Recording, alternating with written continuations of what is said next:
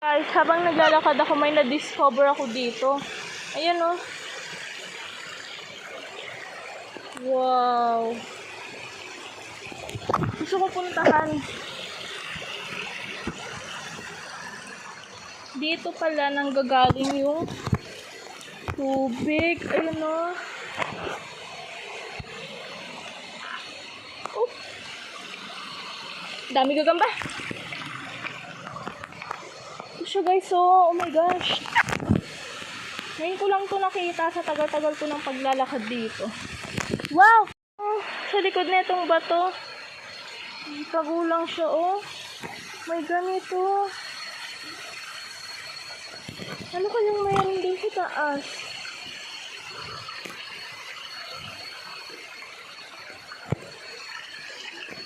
Tingnan mo lang, oh. Wow. Tingnan mo.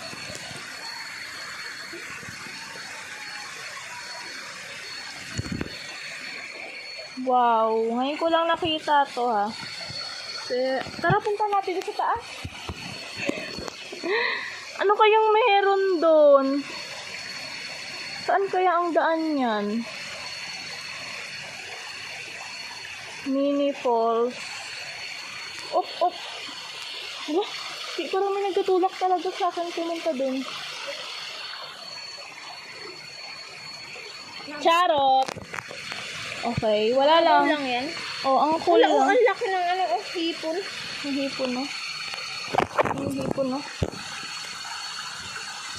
Wow, ang cool naman dito. Ngayon ko lang talaga ito nakita, no? Tagal-tagal natin paglalakad-lakad dyan. Tatanong ko yan kay tatay. Tatanong ko yan kay tatay. Tara na.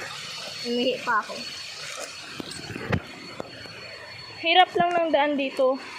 Madulas kasi siya. Pero dandan lang.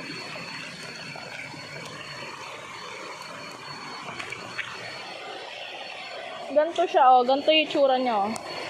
Ganyan yung itsura niya. Parang wala lang. Teka, bababa pa ako. Dandan lang na nga. Dulas.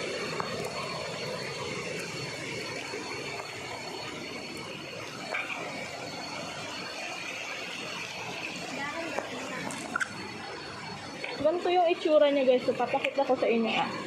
Yan oh. Ganun pala yung itsura doon. Tatanong ko yan kay tatay kung anong meron dyan. Yan oh. Yan. Maliligo na kami dito sa liguan namin.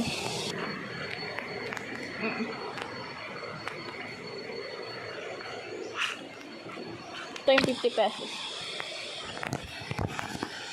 Ito yung 50 pesos. Kunin ko na nga. Nasa maunahan ako. Ayun yung sabon namin, oh. Maliligo na kami.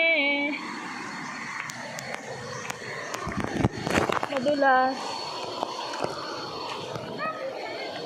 Yes. Si nanay wala pa rin dito. Ang tagal.